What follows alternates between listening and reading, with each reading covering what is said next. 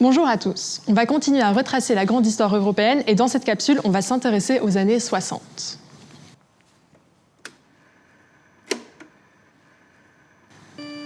Je me trouve dans un décor qui est celui d'une des périodes les plus riches des 70 dernières années en Occident, les Golden Sixties. Et pour m'accompagner dans cette nouvelle aventure, je vous présente mon collègue Andreas qui s'est engouffré dans les couloirs du temps.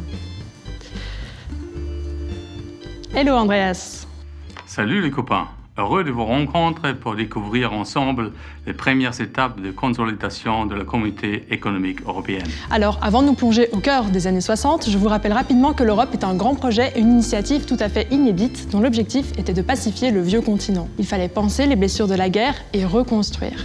L'Allemagne et la France se sont réconciliées dans les années 50 autour de l'industrie du charbon et de l'acier et d'autres pays ont ensuite rejoint le club.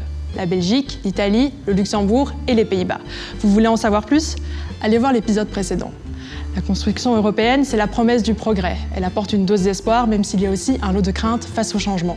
Alors que la Chine se ferme au monde et qu'un rideau de fer s'abat sur l'est de l'Europe, à l'ouest, le mot d'ordre est émancipation. Que ce soit pour les femmes, les minorités raciales, mais aussi au sein des empires coloniaux qui chancellent.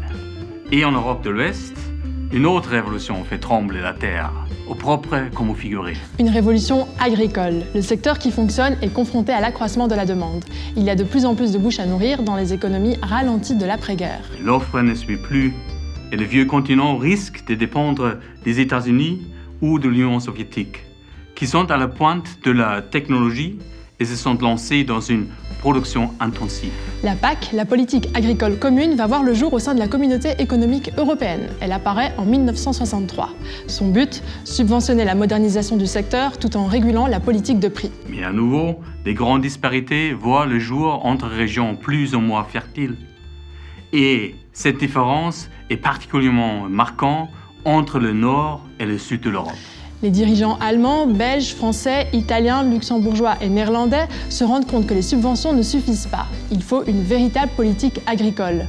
L'objectif est simple mais ambitieux, réduire les écarts entre les niveaux de développement des différentes régions d'Europe. On vit alors une époque où les intérêts se polarisent autour de deux grandes puissances, avec en particulier la course aux armements et la conquête de l'espace. Mais l'Europe maintient le cap de redressement, avec les marchés communs et la fin des barrières douanières. Les zones frontalières, qui avaient historiquement vocation à résister aux voisins, développent désormais des relations commerciales soutenues. Le niveau de vie des citoyens va s'améliorer considérablement et les loisirs sont désormais accessibles à une majorité de personnes. Mais de nouvelles inégalités subsistent ou apparaissent entre des régions européennes. Du nord au sud et d'est en ouest, il faut donc, une fois encore, mettre sur pied un système qui maintient l'avancée des uns et résorbe le retard des autres. C'est la mission que confie la Commission européenne en 1968 à la Direction générale 16, l'ancêtre de la DG Régio pour laquelle je travaille. Pour créer une politique régionale commune aux 6 États membres, on se dit qu'il faut identifier les territoires qui ont le plus besoin d'aide et mettre à leur disposition des moyens financiers.